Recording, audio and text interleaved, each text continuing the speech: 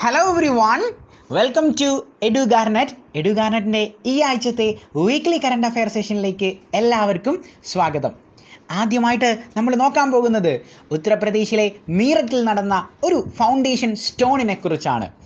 ഇന്ത്യയിലെ ഒരു sports university നമ്മളുടെ പ്രധാനമന്ത്രിയായ നരേന്ദ്ര ദാമോദർ ദാസ് മോഡി ഈ അടുത്ത കാലത്ത് അതിൻ്റെ ഫൗണ്ടേഷൻ ഉദ്ഘാടനം ചെയ്തു. മേജർ ധ്യാൻചന്ദ് സ്പോർട്സ് യൂണിവേഴ്സിറ്റി എന്നുള്ളതാണ് അതിൻ്റെ പേര്. നമുക്കറിയാം, മേജർ ധ്യാൻചന്ദ് എന്ന് പറയുന്നത് ഇന്ത്യയെ സംബന്ധിച്ചിടത്തോളം ഏറ്റവും പ്രധാനപ്പെട്ട ഒരു സ്പോർട്സ് താരമാണ്. അതുകൊണ്ട് തന്നെയാണ് ഇന്ത്യയുടെ ഏറ്റവും ഹയസ്റ്റ് സ്പോർട്ടിംഗ് അവാർഡിൻ്റെ പേര് മേജർ ധ്യാൻചന്ദ് സ്പോർട്സ് അവാർഡ് എന്ന് നമ്മൾ ആക്കിയത്. ഇതിൻ്റെ ആദ്യത്തെ പേര് എന്ന് പറയുന്നത് രാജീവ് ഗാന്ധി ഖേൽ രത്ന അവാർഡ് എന്നായിരുന്നു എന്നുള്ള കാര്യം ഓർത്തുകൊള്ളുക. അപ്പം രാജീവ് ഗാന്ധി ഖേൽ രത്ന അവാർഡ് ആദ്യമായിട്ട് കിട്ടിയത് ആരാണ് എന്ന് നമ്മളോട് സാധാരണഗതിയിൽ എക്സാമിന് ചോദിക്കാറുണ്ട്. 1991-92 കാലഘട്ടത്തിൽ ചെസ്സിൽ നിന്നുള്ള വിശ്വനാഥൻ ആനന്ദനാണ് ആദ്യമായിട്ട് രാജീവ് ഗാന്ധി ഖേൽ രത്ന അവാർഡ് കിട്ടിയത്. ലേറ്റസ്റ്റ് ആയിട്ടാണ് ഈ അവാർഡിൻ്റെ പേര് നമ്മൾ മേജർ ധ്യാൻചന്ദ് അവാർഡ് എന്നുള്ള കാര്യം ആക്കിയത്. ഇന്ത്യയുടെ ഹയസ്റ്റ് സ്പോർട്ടിംഗ് അവാർഡാണ് മേജർ ധ്യാൻചന്ദ് അവാർഡ്. ഇനി നമ്മൾ പറഞ്ഞു ഹോക്കിയിലെ മജീഷ്യനാണ് മേജർ ധ്യാൻചന്ദ് എന്നുള്ള കാര്യം പറഞ്ഞു.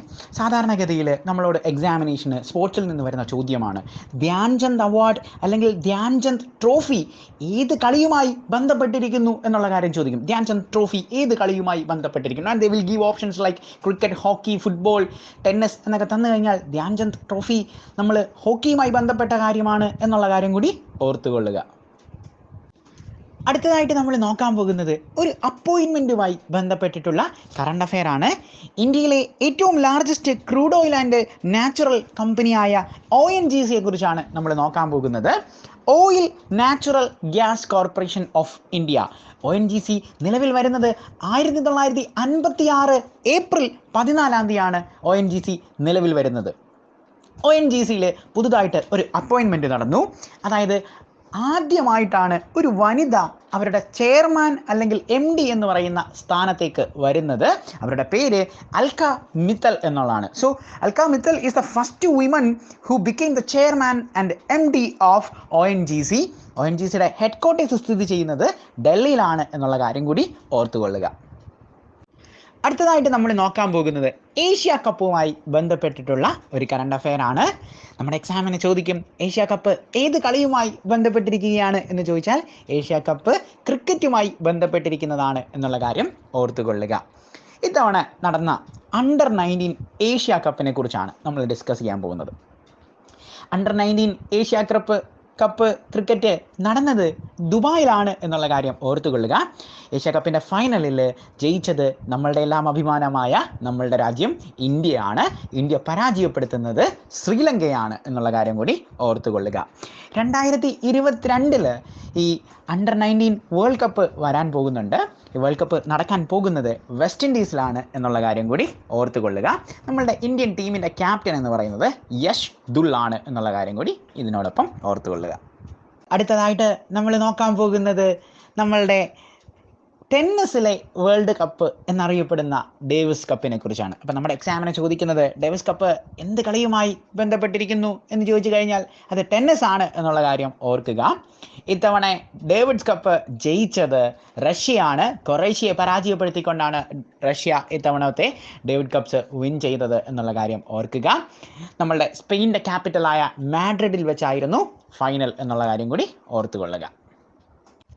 അടുത്തതായിട്ട് നമ്മൾ നോക്കാൻ പോകുന്നത് ലോകത്തിലെ ഏറ്റവും വലിയ മെട്രോ നെറ്റ്വർക്കായ ഷാങ്ഹായ് മെട്രോ നെറ്റ്വർക്കിനെ കുറിച്ചാണ്. ചൈനയിലാണ് ഷാങ്ഹായ് എന്നുള്ള നഗരം എന്നുള്ള കാര്യം നമുക്കറിയാം. അവിടുത്തെ മെട്രോയ്ക്കാണ് ലോകത്തിലെ ഏറ്റവും വലിയ മെട്രോ നെറ്റ്വർക്ക്. പുതുതായിട്ട് അവരുടെ റെയിൽ പാളം കുറച്ചുകൂടി എക്സ്റ്റെൻഡ് ചെയ്ത് ഇപ്പം മൊത്തം 831 കിലോമീറ്ററാണ് ഷാങ്ഹായ് മെട്രോ നെറ്റ്വർക്ക് എന്നുള്ള കാര്യം ഓർത്തുകൊള്ളുക. മെട്രോയുമായി ബന്ധപ്പെട്ട് ഇന്ത്യയിലേക്ക് വന്നു കഴിഞ്ഞാൽ നമുക്ക് എല്ലാവർക്കും അറിയാം മെട്രോ മാൻ എന്നറിയപ്പെടുന്നത് നമ്മളുടെ മലയാളി കൂടിയായ ശ്രീധരനാണ്. മെട്രോ മാൻ എന്ന് അറിയപ്പെടുന്നത് മെട്രോ മാൻ ശ്രീധരനാണ് എന്നുള്ള കാര്യം ഓർത്തുകൊള്ളുക. അതുപോലെ തന്നെ ഇന്ത്യയിൽ ആദ്യമായിട്ട് ഒരു മെട്രോ വരുന്നത് കൊൽക്കത്തയുടെ മെട്രോ ആണ് എന്നുള്ള കാര്യം ഓർത്തുകൊള്ളുക. First metro in India Kolkata metro ആണ്. ഇത് തന്നെ സൗത്ത് ഇന്ത്യയിലാണ് എന്ന് ചോദിച്ചു കഴിഞ്ഞാൽ ആദ്യത്തെ സൗത്ത് ഇന്ത്യയിൽ വരുന്ന മെട്രോ ഏതാണ് എന്ന് ചോദിച്ചാൽ ബംഗളൂരു മെട്രോ ആണ് എന്നുള്ള കാര്യം ഓർക്കുക. ഇനി നമ്മളുടെ ഡൽഹി മെട്രോയെ കുറിച്ച് പറയുകയാണ്. നമ്മൾ ഓൾറെഡി പറഞ്ഞു വേൾഡിൽ ഏറ്റവും ലോങ്ങസ്റ്റ് മെട്രോ എന്ന് പറയുന്നത് ഷാങ്കായി ആണ്, ചൈനയുടെ എന്ന്. ഇന്ത്യയിൽ കൺസിഡർ ചെയ്യുകയാണെങ്കിൽ ഇന്ത്യയിൽ ഏറ്റവും വലിയ മെട്രോ എന്ന് പറയുന്നത് നമ്മളുടെ ഡൽഹി മെട്രോയാണ്. ബിസിയസ്റ്റ് മെട്രോയും ഡൽഹി തന്നെയാണ് എന്നുള്ള കാര്യം ഓർത്തുകൊള്ളുക. അടുത്തതായിട്ട് നമ്മൾ നോക്കാൻ പോകുന്നത് ലോകത്തിലെ ഏറ്റവും വലിയ നേവൽ എക്സർസൈസ് ആയ മിലാൻ എന്ന് പറയുന്ന എക്സർസൈസിനെ കുറിച്ചാണ്. 11ാമത്തെ ലാർജസ്റ്റ് നേവൽ എക്സർസൈസ് മിലാൻ നടക്കാൻ പോകുന്നത് ഇന്ത്യയിലെ വിശാഖപട്ടണത്തിലാണ്. ഇന്ത്യ ആണ് ഈ എക്സർസൈസ് ഹോസ്റ്റ് ചെയ്യുന്നത് എന്നുള്ള കാര്യം ഓർത്തുകൊള്ളുക. നമുക്കറിയാം 46 രാജ്യങ്ങളെ ക്ഷണിച്ചിട്ടാണ് ഇന്ത്യ ഈ ഏറ്റവും വലിയ മൾട്ടി നാഷണൽ നേവൽ എക്സർസൈസ് നടത്താൻ പോകുന്നത്. ഇന്ത്യയുടെ ഒരു അഭിമാന നേട്ടം കൂടിയാണ് ഈ നേവൽ എക്സർസൈസ് എന്നുള്ള കാര്യം ഓർത്തുകൊള്ളുക. അടുത്തതായിട്ട് നമ്മൾ നോക്കാൻ പോകുന്നത് നമ്മളുടെ ഏറ്റവും വലിയ യൂണിയൻ ടെറിട്ടറി ആയ നമ്മളുടെ ലഡാക്കിൽ നടക്കുന്ന ഒരു ഫെസ്റ്റിവലിനെ കുറിച്ചാണ്. നമ്മുടെ എക്സാമിനേഷൻസിന് സാധാരണഗതിയിൽ ഫെസ്റ്റിവൽസുമായി ബന്ധപ്പെട്ടിട്ട് ചോദ്യം ചോദിക്കുന്നത്, ഒരു ഫെസ്റ്റിവൽ തന്നിട്ട് അത് എവിടെയാണ്, നമ്മൾ ഏത് യൂണിയൻ ടെറിട്ടറി അല്ലെങ്കിൽ ഏത് സ്റ്റേറ്റിലാണ് ഇത് നമ്മൾ ആഘോഷിക്കാറ് എന്നുള്ളത് ചോദിക്കാറുണ്ട്. അപ്പം ലോസർ എന്ന് പറയുന്ന ഒരു ഫെസ്റ്റിവലിനെ കുറിച്ചാണ് നമ്മൾ ഡിസ്കസ് ചെയ്യുന്നത്. നമ്മളുടെ ഏറ്റവും വലിയ യൂണിയൻ ടെറിട്ടറിയായ ലഡാക്കിലാണ് ഈ ലോസർ ഫെസ്റ്റിവൽ നമ്മൾ ആഘോഷിക്കാറുള്ളത്. ടിബറ്റിയൻ കലണ്ടർ പ്രകാരം 11ാമത്തെ മാസത്തിലെ ആദ്യത്തെ ദിവസമാണ് ഈ നമ്മളുടെ ലോസാർ ഫെസ്റ്റിവൽ ആഘോഷിക്കാൻ തുടങ്ങുന്നത്. ഇത് 15 ദിവസം നീണ്ടു നിൽക്കുന്ന ഒരു ഫെസ്റ്റിവലാണ്. ലോസർ എന്ന വാക്കിൻ്റെ അർത്ഥം ടിബറ്റിയൻ വേർഡാണ് ന്യൂ ഇയർ എന്നാണ് എന്നുള്ള കാര്യം കൂടി ഓർത്തുകൊള്ളുക. അടുത്തതായിട്ട് നമ്മൾ നോക്കാൻ പോകുന്നത് ഒരു അപ്പോയിൻമെൻറ്റുമായി ബന്ധപ്പെട്ടിട്ടുള്ള കറണ്ട് അഫെയർ ആണ്. ഇന്ത്യയുടെ ഡിഫൻസ് മിനിസ്ട്രി ഇന്ത്യയുടെ കോസ്റ്റ് ഗാർഡിലെ പുതിയ ഡയറക്ടർ ജനറലിനെ അപ്പോയിൻറ്റ് ചെയ്തു. വീരേന്ദ്ര സിംഗ് പത്താനിയാണ് പുതിയ ഡയറക്ടർ ജനറൽ എന്നുള്ള കാര്യം ഓർത്തുകൊള്ളുക. ഇന്ത്യൻ കോസ്റ്റ് ഗാർഡ് നിലവിൽ വരുന്നത് 1977 ഫെബ്രുവരിയിലാണ് എന്നുള്ള കാര്യം കൂടി ഓർത്തുകൊള്ളുക. നമുക്കറിയാം ഇന്ത്യയുടെ മിനിസ്ട്രി ഓഫ് ഡിഫൻസിൻ്റെ അണ്ടറിലാണ് ഈ കോസ്റ്റ് ഗാർഡ് ഉള്ളത്. ഇന്ത്യയുടെ ഡിഫൻസ് മിനിസ്റ്റർ എന്ന് പറയുന്നത് രാജ്നാഥ് സിംഗ് ആണ് എന്നുള്ള കാര്യം കൂടി ഓർത്തുകൊള്ളുക. അടുത്തതായിട്ട് നമ്മൾ നോക്കാൻ പോകുന്നത് ഇന്ത്യയുടെ അയൽ രാജ്യമായ പാകിസ്ഥാനിൽ നടന്ന ഒരു അപ്പോയിൻമെൻറ്റുമായി ബന്ധപ്പെട്ടിട്ടുള്ള കറണ്ട് അഫെയർ ആണ്. നമുക്കറിയാം പാകിസ്ഥാൻ്റെ ക്യാപിറ്റൽ എന്ന് പറയുന്നത് ഇസ്ലാമാബാദാണ്. പാകിസ്ഥാനിൽ ആദ്യമായിട്ടാണ് ഒരു വനിത ജഡ്ജി പദവിയിലേക്ക് എത്തുന്നത്. അവരുടെ പേര് എന്ന് പറയുന്നത് ആയിഷ മാലിക് എന്നുള്ളതാണ് എന്നുള്ള കാര്യം ഓർത്തുകൊള്ളുക. ഇന്ത്യയിൽ ആദ്യമായിട്ട് ഒരു വനിത സുപ്രീം കോടതി ജഡ്ജി പദവിയിൽ അലങ്കരിക്കുന്നത് ഫാത്തിമ ബീവിയാണ്. ഇന്ത്യയിൽ ആദ്യമായിട്ട് ഹൈക്കോടതി ജഡ്ജി പദവിയിൽ അലങ്കരിക്കുന്നത് മലയാളി കൂടിയായ അന്ന ചാണ്ടിയാണ് എന്നുള്ള കാര്യം ഓർത്തുകൊള്ളുക. ഫസ്റ്റ് ജനറേഷൻ ഫെമിനിസ്റ്റ് എന്നൊക്കെ അറിയപ്പെടുന്ന വ്യക്തിയാണ് നമ്മളുടെ അന്ന ചാണ്ടി. കോമൺവെൽത്ത് രാജ്യങ്ങളിൽ തന്നെ ആദ്യമായിട്ട് ഒരു ഹൈക്കോടതി ജഡ്ജിയാകുന്ന വനിത എന്നുള്ള വിശേഷണവും നമ്മളുടെ അന്ന ചാണ്ടിക്ക് തന്നെയാണ് എന്നുള്ള കാര്യം ഓർത്തുകൊള്ളുക. ഇന്ത്യയിൽ ആദ്യമായിട്ടുള്ള വനിതാ മജിസ്ട്രേറ്റ് ആയിരിക്കുന്നത് ഓമന കുഞ്ഞമ്മയാണ്. ഇന്ത്യയിൽ ആദ്യമായിട്ട് ഒരു വനിത ഹൈക്കോടതി ചീഫ് ജസ്റ്റിസ് പദവി അലങ്കരിക്കുന്നത് ലീല സേത്താണ് എന്നുള്ള കാര്യം കൂടി ഇതിനോടൊപ്പം ഓർത്തു വെക്കുക. അടുത്തതായിട്ട് നമ്മൾ നോക്കാൻ പോകുന്നത് COVID-19 ബന്ധപ്പെട്ടിട്ടുള്ള ഒരു കറണ്ട് അഫെയർ ആണ്. നമുക്കറിയാം നമ്മൾ കോവിഡുമായിട്ട് ജീവിച്ചു തുടങ്ങിയിട്ട് ഒരുപാട് നാളായി. ഓരോ തവണയും നമ്മൾ വാക്സിൻ കണ്ടുപിടിക്കും തോറും കോവിഡ് വേരിയൻറ്റുകൾ മാറ്റി മാറ്റി വരികയാണ്. പുതുതായിട്ട് കോവിഡിൻ്റെ അടുത്ത വേരിയൻറ്റ് കണ്ടുപിടിച്ചു. അതായത് IHU എന്ന് പറയുന്ന പുതിയ വേരിയൻ്റാണ് നമ്മൾ കണ്ടുപിടിച്ചത്. ഇത് കണ്ടുപിടിക്കുന്നത് ഫ്രാൻസിലാണ് എന്നുള്ള കാര്യം ഓർത്തുകൊള്ളുക. ഇതിന് മുമ്പ് ഉള്ള കറണ്ട് അഫെയർ സെഷനിൽ നമ്മൾ ഡിസ്കസ് ചെയ്തതാണ് ഒമിക്രോൺ എന്ന് പറയുന്ന വേരിയൻറ്റുമായി ബന്ധപ്പെട്ടിട്ടുള്ള കാര്യം. ആദ്യമായിട്ട് ഒമിക്രോൺ ഇന്ത്യയിൽ നമ്മൾ സ്ഥിരീകരിക്കുന്നത് നമ്മളുടെ കർണാടകയിലാണ്. ഒമിക്രോണുമായി ബന്ധപ്പെട്ട് ആദ്യമായിട്ട് ഇന്ത്യയിലൊരു മരണം നടക്കുന്നത് രാജസ്ഥാനിലാണ് എന്നുള്ള കാര്യം ഓർത്തുകൊള്ളുക. COVID-19 ആദ്യമായി റിപ്പോർട്ട് ചെയ്തത് ഇന്ത്യയിൽ കേരളത്തിലായിരുന്നു. ആദ്യമായിട്ട് COVID-19 ബാധിച്ച് ഒരാൾ മരിക്കുന്നത് കർണാടകയിലെ കൽബുർഗിയിലായിരുന്നു എന്നുള്ള കാര്യം കൂടി ഓർത്തുകൊള്ളുക. അടുത്തതായിട്ട് നമ്മൾ നോക്കാൻ പോകുന്നത് ഒരു രാജ്യത്തിൻ്റെ പാർലമെൻറ്റിൽ തീ പിടിച്ചതിനെ കുറിച്ചാണ്. ഈ അടുത്ത് നമ്മളുടെ സൗത്ത് ആഫ്രിക്കയുടെ ലെജിസ്ലേറ്റീവ് ക്യാപിറ്റലായ കേപ്പ് ടൗണിൽ അവരുടെ പാർലമെൻറ്റിന് ഒരാൾ തീയിട്ട് നശിപ്പിച്ചു. അപ്പോൾ നമുക്ക് നോക്കാനുള്ളത് സൗത്ത് ആഫ്രിക്കയുടെ ലെജിസ്ലേറ്റീവ് ക്യാപിറ്റൽ കേപ്പ് ടൗൺ ആണ് എന്നുള്ള കാര്യം, പിന്നെ സൗത്ത് ആഫ്രിക്കയുടെ കറൻസി എന്ന് പറയുന്നത് റാൻഡ് ആണ് എന്നുള്ള കാര്യം കൂടി ഇതിനോടൊപ്പം നോക്കണം. സൗത്ത് ആഫ്രിക്കയുടെ പ്രസിഡൻറ്റിൻ്റെ പേര് സിറിൽ രാമഫോസയാണ് എന്നുള്ള കാര്യം കൂടി ഓർത്തുകൊള്ളുക. അടുത്തതായിട്ട് നമ്മൾ നോക്കാൻ പോകുന്നത് പഞ്ചാബിലെ ചണ്ഡീഗഡ് യൂണിവേഴ്സിറ്റിയിൽ നടന്ന ഒരു ഇനാഗുറേഷനുമായി ബന്ധപ്പെട്ടിട്ടുള്ള കറണ്ട് അഫെയർ ആണ്. ഇന്ത്യയുടെ ഡിഫൻസ് മിനിസ്റ്ററായ രാജ്നാഥ് സിംഗ് പഞ്ചാബിലെ ചണ്ഡീഗഡ് യൂണിവേഴ്സിറ്റിയിൽ കൽപ്പന ചൗള സെൻറ്റർ ഇനാഗുറേറ്റ് ചെയ്തു. കൽപ്പന ചൗള ഇന്ത്യയെ സംബന്ധിച്ചിടത്തോളം വളരെ പ്രധാനപ്പെട്ട വ്യക്തിയാണ്. പിൽക്കാലത്ത് അവർ അമേരിക്കയുടെ സിറ്റിസൺഷിപ്പ് സ്വീകരിച്ചുവെങ്കിലും ആദ്യത്തെ ഇന്ത്യൻ വംശജയായ സ്ത്രീയാണ് കൽപ്പന ചൗള. സ്പേസിൽ പോയ ആദ്യത്തെ ഇന്ത്യൻ വംശജ, ദാറ്റ് മീൻസ് ഇന്ത്യൻ ഒറിജിൻ എന്നായിരിക്കും നമ്മളുടെ എക്സാമിനേഷൻസിന് ക്വസ്റ്റ്യൻ ചോദിക്കുന്നത് എന്നുള്ള കാര്യം ഓർത്തുകൊള്ളുക. അടുത്തതായിട്ട് നമ്മൾ നോക്കാൻ പോകുന്നത് ഹൈക്കോർട്ടുമായി ബന്ധപ്പെട്ടിട്ടുള്ള ഒരു കറണ്ട് അഫെയർ ആണ്. ഇന്ത്യയിൽ ആദ്യമായിട്ട് പേപ്പർലെസ് കോർട്ട് എന്ന് പറയുന്ന അംഗീകാരം കിട്ടിയിരിക്കുന്നത് നമ്മളുടെ കേരളത്തിൻ്റെ ഹൈക്കോടതിക്കാണ് എന്നുള്ള കാര്യം ഓർത്തുകൊള്ളുക. ഇന്ത്യയിൽ മൊത്തം 25 ഹൈക്കോടതികളാണ് നമുക്ക് ഉള്ളത്. 28 സംസ്ഥാനങ്ങളും 8 യൂണിയൻ ടെറിട്ടറികളും ഉള്ള ഇന്ത്യയിൽ 25 ഹൈക്കോടതികളാണ് നമുക്ക് ഉള്ളത്. കേരള ഹൈക്കോടതിയുടെ ചീഫ് ജസ്റ്റിസ് എന്ന് പറയുന്നത് എസ് മണികുമാറാണ് എന്നുള്ള കാര്യം കൂടി നോട്ട് ചെയ്യുക. സുപ്രീം കോടതിയുടെ ചീഫ് ജസ്റ്റിസ് എൻ വി രമണയാണ്. 48ാമത്തെ സുപ്രീം കോടതി ചീഫ് ജസ്റ്റിസ് ആണ് എൻ വി രമണ. സുപ്രീം കോടതിയിലെ ഒരു ജഡ്ജിയായ വൈ ചന്ദ്രചൂഡാണ് നമ്മളുടെ ഹൈക്കോടതിയിലെ ഈ പേപ്പർലെസ് പ്രോഗ്രാം ഉദ്ഘാടനം ചെയ്തത് എന്നുള്ള കാര്യം കൂടി ഓർത്തുകൊള്ളുക.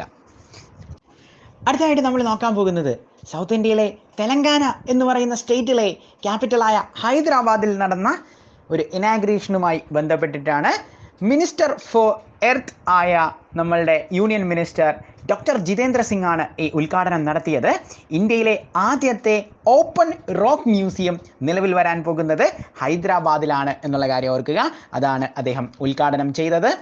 നമുക്കറിയാം ഹൈദരാബാദിൻ്റെ പ്രത്യേകത സിറ്റി ഓഫ് പേൾ എന്നറിയപ്പെടുന്നത് ഹൈദരാബാദാണ്. ഇന്ത്യയുടെ ട്വിൻ സിറ്റീസ് എന്നറിയപ്പെടുന്നത് ഹൈദരാബാദും സെക്കന്ദ്രാബാദുമാണ് എന്നുള്ള കാര്യം കൂടി ഇതിനോടൊപ്പം നോട്ട് ചെയ്യുക. അടുത്തതായിട്ട് നമ്മൾ നോക്കാൻ പോകുന്നത് ബാങ്കിങ് മേഖലയിൽ നിന്നുള്ള ഒരു കറണ്ട് അഫെയർ ആണ്. നമുക്കറിയാം റിസർവ് ബാങ്ക് ഓഫ് ഇന്ത്യ ആണ് ഇന്ത്യയുടെ സെൻട്രൽ ബാങ്ക് എന്നറിയപ്പെടുന്നത്. ഇന്ത്യയുടെ സെൻട്രൽ ബാങ്കായ reserve bank of India RBI act 1934 പ്രകാരം സെക്കൻഡ് ഷെഡ്യൂളിൽ എയർടെൽ പേയ്മെൻറ്റ് ബാങ്കിനെ ഉൾപ്പെടുത്താൻ തീരുമാനിച്ചിട്ടുണ്ട്. സോ എയർടെൽ പേയ്മെൻറ്റ് ബാങ്ക് എന്ന് പറയുന്നത് 2017 സ്റ്റാർട്ട് ചെയ്ത ഒരു ബാങ്കാണ്.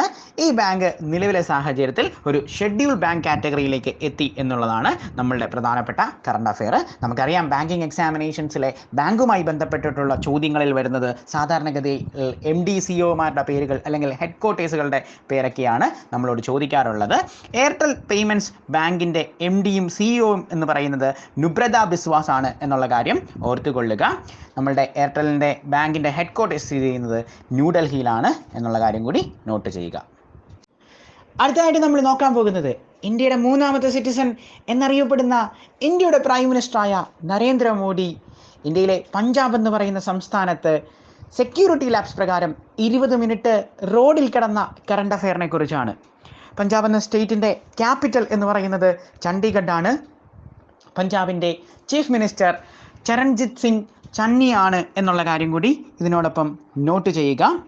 നമ്മളുടെ പ്രധാനമന്ത്രി ഇന്ത്യയുടെ നാഷണൽ ഹീറോസിൻ്റെ മ്യൂസിയമായ നാഷണൽ മാർട്ടിയാസ് മെമ്മോറിയലിലേക്കുള്ള യാത്ര മധ്യയാണ് ഈ നിർഭാഗ്യപരമായ സംഭവം ഉണ്ടായത്.